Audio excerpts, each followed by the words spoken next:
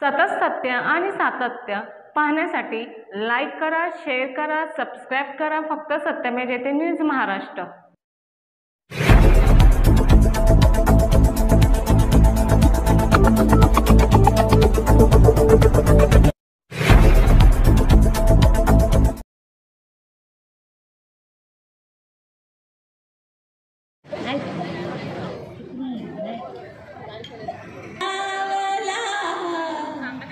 काय करू बाई ग जीव वेडावला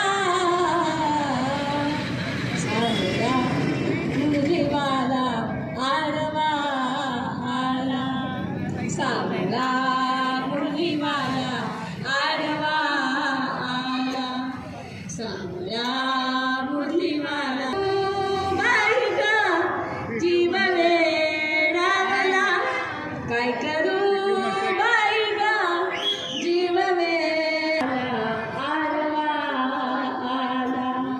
सावला मुलीवाला आडवा आला सावला मुलीवाला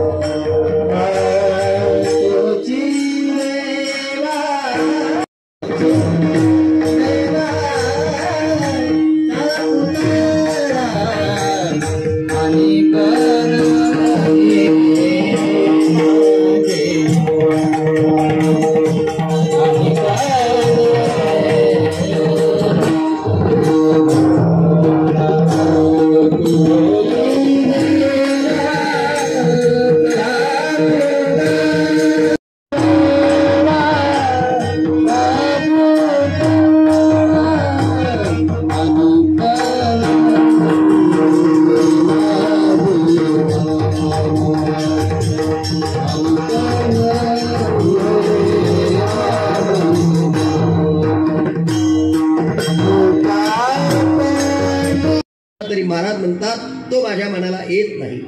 ज्याचं हरीच्या नामरूपाच्या ठिकाणी चित्त जडलं त्याचा मी आज्ञाधारक दास आहे. आणि त्या भगवत भक्ताच्या जीवनातील जी भक्ती आहे, भागवतामध्ये भक्तीचे 9 प्रकार आहेत, तुलसी रामायणामध्ये भक्तीचे 9 प्रकार आहेत. इथे शुद्ध भक्ती करणारा जो भक्त आहे त्याला महाराज दैववान म्हणतायत. आणि शुद्धीचे सुद्धा 2 प्रकार आहेत, एक अंतरंग आहे आणि दुसरी बहिरंग आहे. बहिरंगाचे सुद्धा 2 प्रकार आहेत आणि अंतरंगाचे सुद्धा 2 प्रकार आहेत. मग शुद्ध भक्त कोण आहे त्याची व्याख्या आपल्याला इथं पाहिजे.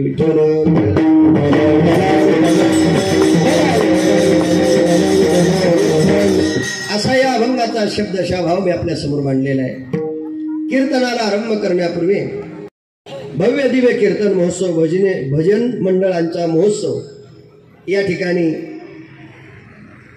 कल्याण पार्क ग्राउंड, विलासपूर, सातारा, त्याचबरोबर माननीय श्री छत्रपती शिवेंद्रसिंह राजे भोसले मित्रमंडळ समूह यांच्याद्वारा श्री फिरोज भाऊ, तुम्ही भाई म्हणताय मला असं वाटतंय, फिरोज भाई पठाण यांच्या नेतृत्वामध्ये, यांच्या विचारातून छान असा उत्सव या ठिकाणी चालू आहे. आणि या उत्सवातील ही कीर्तन पुष्प सेवा माझ्याकडं ज्यांनी दिली ते हरिभक्तीपरायण प्रवीण महाराज या ठिकाणी उपस्थित आहे. ज्यांनी आपल्या जीवनामध्ये वारकरी संप्रदायाचा ठसा आणि वारसा निर्माण केला. आणि वारकरी संप्रदायात नुसतं कीर्तनच करत राहिले नाही, तर कीर्तनाच्या माध्यमातून तुम्हा सर्व विद्यार्थ्यांना घडवण्याचं काम सुद्धा या विद्यार्थी महाराज मंडळीच्या दृष्टीने आपल्याला पाहायला मिळतंय. आणि त्यांनी मला सांगितलंय आणि या ठिकाणी मी उपस्थित आहे. मृदंगमणी महाराज, हार्मोनियम वादक विनेकरी, स्टेजवर बसलेले माझे सहकारी मित्र आमचे योगेश महाराज सेदूळ, अतिशय छान कीर्तनकार या ठिकाणी उपस्थित आहे. तुम्ही सर्व गुणवान विद्यार्थी, विठ्ठल वारकरी परिवारातील सगळीच मंडळी या ठिकाणी आहेत. काय वानू आता न पुरी वाणी, मस्तक चरणे ठेवेतसे. ज्यांनी या कार्यक्रमाचं नियोजन आणि नेतृत्व हाती घेतलेलं आहे. आणि 3 दिवस कीर्तन महोत्सव साजरा होतोय, ते आपल्या सर्वांचे लाडके, आणि नुसते लाडके नाही, हृदयामध्ये ज्यांनी घर केलं. खरं म्हणजे एखाद्या व्यक्तीनं असं कार्य करावं की ज्या कार्याचे दृष्ट भगवंताला सुद्धा लागू शकते. कारण आपली माणसं आपलं कार्य करत नाही, आणि आपल्यात राहून आपल्यासारखं कार्य करण्याची भावना ज्यांच्या वृत्तीत आहे, परमेश्वर त्यांच्या हृदयात असतो, हे निश्चित आपल्याला मान्य करावं लागेल. आणि ते फिरोज भाईंच्या दृष्टीने आपण पाहिलं पाहिजे. तसं जर पाहिलं तर वारकरी संप्रदायाची परंपरा जर आपण पाहिली तर ज्या वेळेला पंढरपूरला ज्ञानोबारांची पालखी निघते आणि देहूवरून तुकाराम महाराजांची पालखी निघते, आणि निघल्यानंतर तुकाराम महाराजांच्या पालखीचा पहिला मुक्काम देहूच्या बाहेर निघल्याबरोबर, वेशीच्या बाहेर निघल्याबरोबर कुठे असतो आपल्या सगळ्यांना माहिती आहे की नाही मला माहीत नाही. कुठे राहतो? ज्या दर्ग्यात राहतो. कोणाचा दर्गा आहे माहिती असतात. दुसऱ्या देवतेकडे कधी आपण पाहत सुद्धा नाही. म्हणजे कळलं तर पहा कधीतरी मला काय म्हणायचं आहे. मी आपल्या अजून थोडंसं पुढे जाऊन बोलणार आहे.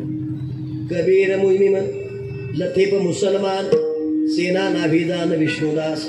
भगवंतानं जे कार्य केलं भक्ता करता, भगवान त्या भक्ता करता ती कार्य करण्यासाठी त्यांच्यामध्ये जाऊन त्यांच्यासारखं होतो, त्यांच्यासारखं होतो. उंच नीत काही नेणे भगवंत, तिष्ठे भावभक्त देखून या.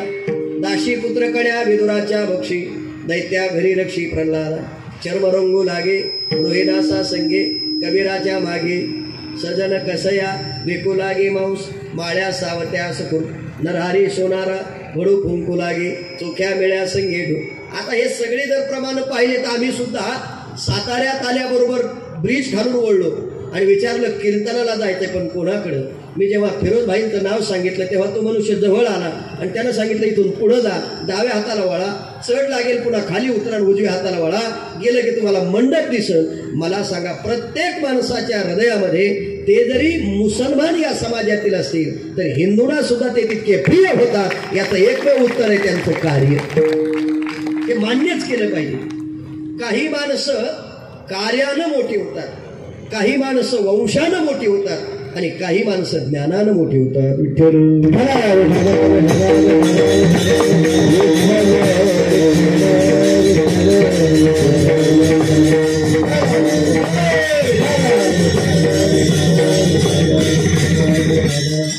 मग कार्यानं मोठी होणारी माणसं, प्रत्येकाचं कार्य भिन्न भिन्न आहे. पण 2 गोष्टी निश्चित सांगेल. स्वतःला जगण्याकरता माणसं प्रयत्न करत असतात, त्याला कार्य म्हणता येत नाही. पण दुसऱ्याचं जगणं सुखर व्हावं आणि दुसरा संकटात आहे त्याच्याकरता आपला जीव खर्ची पडावा, ही भावना कोरोनाच्या काळात ज्यांच्या मनात आहे त्यांचंच कार्य ईश्वराला आवडतं. त्यातले फिरोज भाई हे मान्यच केलं पाहिजे. अरे कोरोनात स्वतःची मुलं जवळ आली नाहीत, अजून किती वर्णन करू. स्वतःची मुलं जवळ त्यांची होती, त्यांनी सुद्धा नगरपालिकेला सांगितलं तिकडं जाऊ द्या, कुणीकड. आणि यांनी त्यांच्या घरी जाऊन त्यांना विचारावं, काही काळजी करू नका, मी तुमच्या सोबत आहे. म्हणजे मला सांगा, कोरोनात माणसं भेटत नव्हती आणि ही त्यांना भेटण्याकरता जात होती. हा अंश परमात्म्याचा असू शकतो असं माझं मत आहे. मी देव म्हणणार नाही, पण अंश असू शकतो का नाही? कारण तुम्ही तर वर्णन केलं गीतेमध्ये, ममैव वंशो जीवलोके जीवभूत सनातन मनश्रेष्ठानि इंद्रियाणी प्रकृतीस्थानी कर्षते. प्रत्येक जीवामध्ये प्रवीण महाराज त्यांची आणि माझी चर्चा सुरू झाली. आम्ही गप्पा मारत बसलो आणि मी म्हटलं माझा नंबर तुम्ही सेव्ह करा, आणि त्यांनी सांगितलं मग तुम्ही माझा नंबर सेव्ह करा. तर मी सेव्ह करताना काय लिहिलं ते त्यांना आज सांगतो, तुम्ही ते सार्थ करणार हे निश्चित आहे.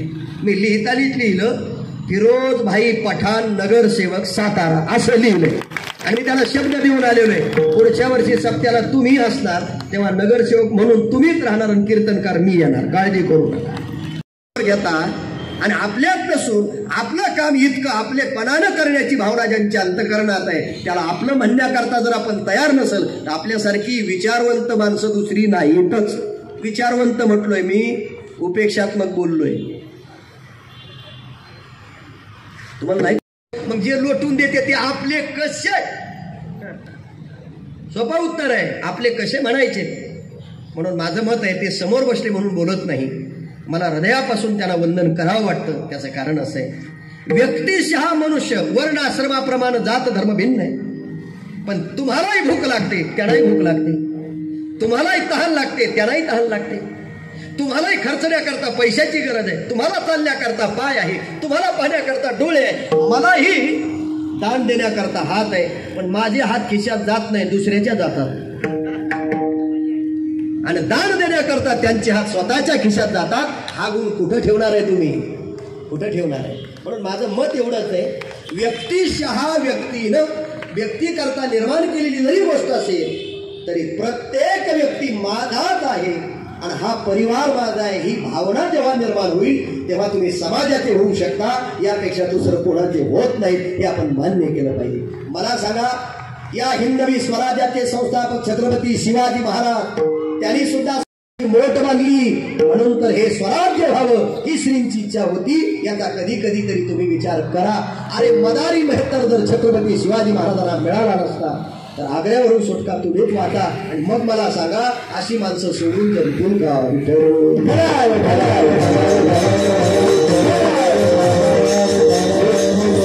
माझा म्हणण्याचा अर्थ फक्त एवढाच आहे की त्यांचं कार्य पाहून मला सुद्धा असं वाटतंय, तुकोबाराच्या प्रमाणाद्वारा फक्त प्रवीण महाराज सांगतो, काय वाणू आता न पुरे ही वाणी मस्तक चरणी ठेवे तसे. तुमच्या कार्याला माझा सलाम आहे. आणि तो सलाम करत असताना मी आज जो अभंग निवडला तो याच दृष्टीने निवडला. हजारात एखादा व्यक्ती असा असू शकतो, सगळेच असे करणार नाहीत, सगळेच या मार्गात येणार नाही, सगळेच आपला धर्म सोडून दुसऱ्या धर्माला आपलं म्हणण्याची भूमिका ठेवणार नाही. तुकोबारा म्हणतात हजारात एखादा असा असू शकतो. याकरता शास्त्रामध्ये एक श्लोक आहे, शेतेषु जायते शूरा सहस्रेषु च पंडिता वक्ता दश सहस्रेषु दाता भवति मानवा. हजारात एखादा शहाणा आहे, हजारात एखादा पंडित आहे, हजारात एखादा दाता आहे आणि हजारात एखादा फिरोजभाई सारखा भाऊ असू शकतो. हे प्रत्येक बहिणीनं सुद्धा मान्य केलं पाहिजे. मला म्हणण्याचा अर्थ एवढाच आहे, जर भक्ती आहे तर कोणती भक्ती आहे? कोणती भक्ती आहे? अरे तर या कलियुगाचा विचार केला तर या कलियुगामध्ये प्रत्येक माणूस देवाची भक्ती करतोय, कोण करत नाही? सगळीच माणसं देवाची भक्ती करतात. ज्ञानोबारांनी वर्णन केलंय बघा, देखे मनुष्यनाथ सकळ स्वभावता भजनशील. ज्ञानोबारा म्हणतात प्रत्येक माणसाचा स्वभाव आहे जन्माला आल्यापासून मरेपर्यंत देवाची भक्ती करणं. हे सिद्धांत तुम्ही डोक्यात ठेवा. अरे कोणत्या देवाची भक्ती करायची? सोपं उत्तर आहे, जितकं प्रेम तुम्ही देवावर करता, जितकं प्रेम तुम्ही आई वडिलावर करता, जितकं प्रेम तुम्ही धर्मपत्नीवर करता, त्याच्यापेक्षाही जास्त प्रेम कोणावर केलं पाहिजे? देवावर केलं पाहिजे ना.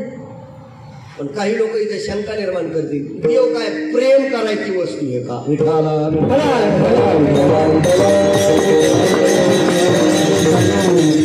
अजून थोडं धाडसानं बोलू का? ज्यांच्यावर प्रेम केलं ते धोका देतात, त्याच्यापेक्षा देव तरी मरताना धोका देत नाही. कळलं तुम्हाला वाटतं? अजूनही देव तरी मरायला मरताना धोका देत. उलट तो म्हणतो जन्माला आल्यापासून माझ्यासाठी तडफडत होता, आता मी तुझ्यासाठी. इथं उलट होता, हा ज्याच्याकरता तडफडत होता तीच त्याला प्रेमात टाकून सोडून निघून जाते. करायचं कोणासाठी? करायचं कोणासाठी? माझं उत्तर फक्त एवढंच आहे, ज्या देवावर करायचंय, ज्या देवाची भक्ती करायची तो देव कळावा. सगळी प्रमाणे सांगत बसत नाही.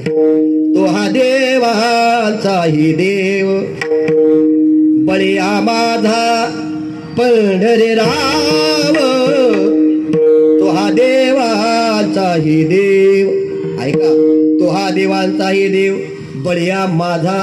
इथे तुकाराम महाराजांनी जो शब्द वापरला तो फार विचारपूर्वक वापरला.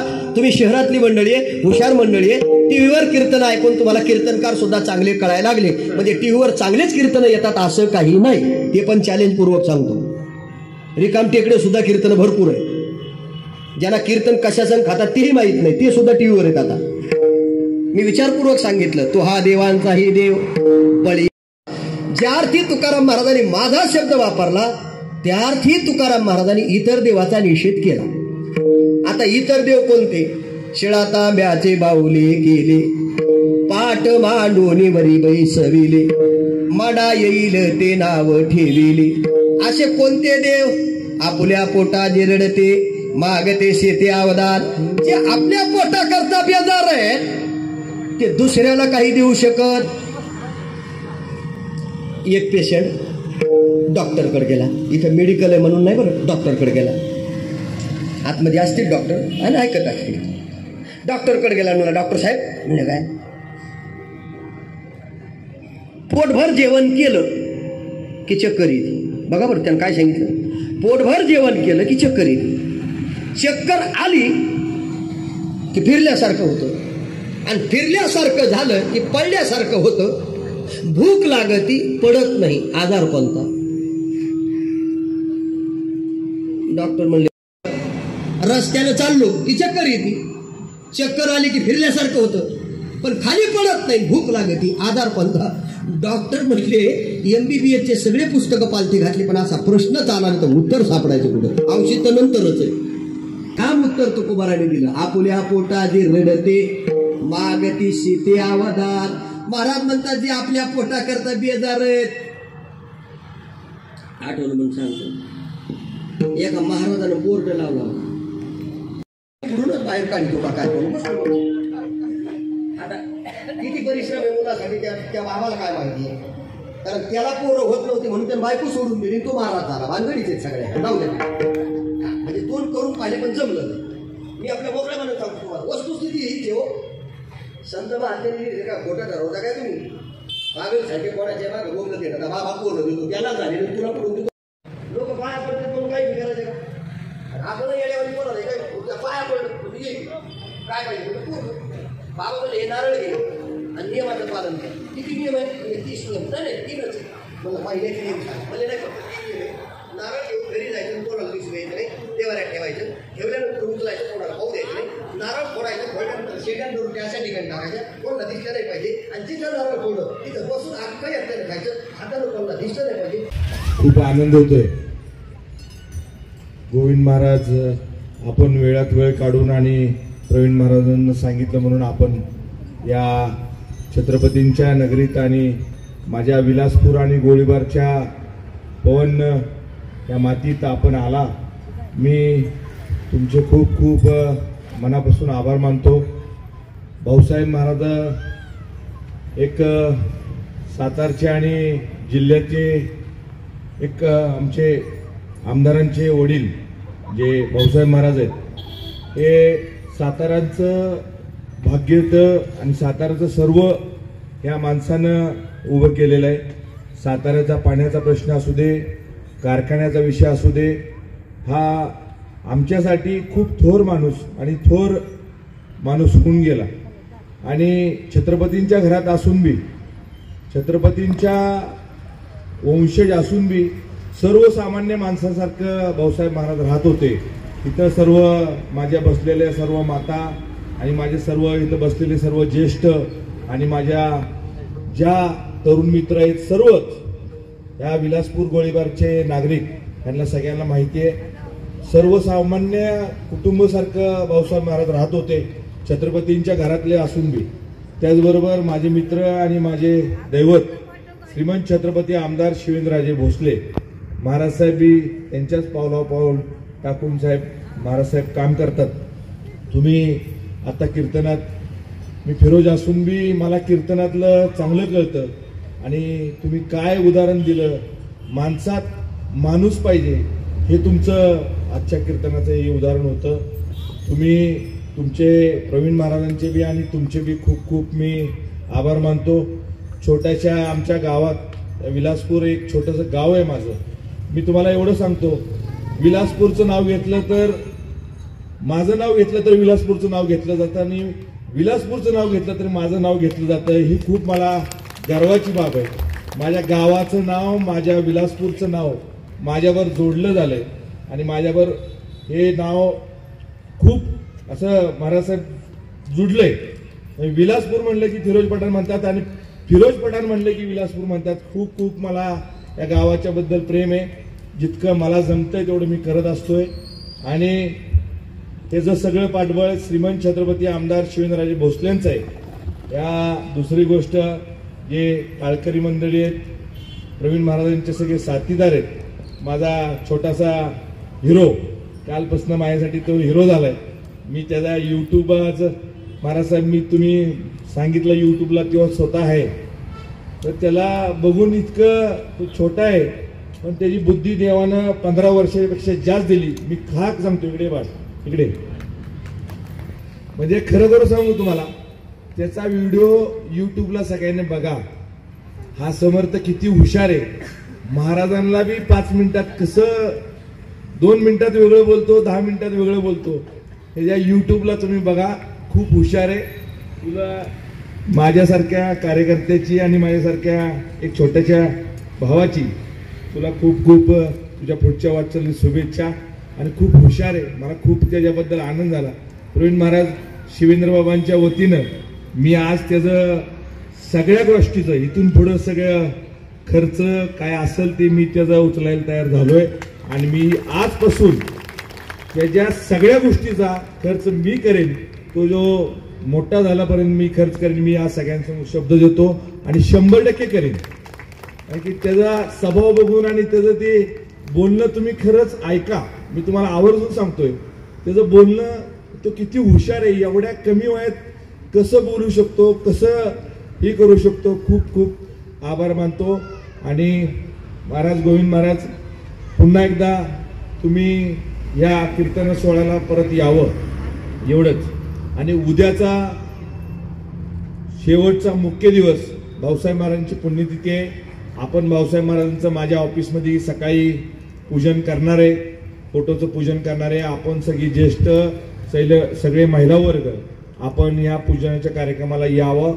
10-10:30च्या नंतर आपण पूजनाचा कार्यक्रम करू.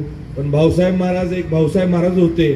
भाऊसाहेब महाराजांसारखा अख्ख्या सातारा जिल्ह्यात खासदार असून दे, आमदार असून दे, मंत्री असून दे, साहेब आमचे भाऊसाहेब महाराज मंत्री होते पण कधी गर्व नाही, कधी पोलीस गाडी बरोबर लागली नाही, कधी बॉडीगार्ड लागला नाही. म्हणजे मी खूप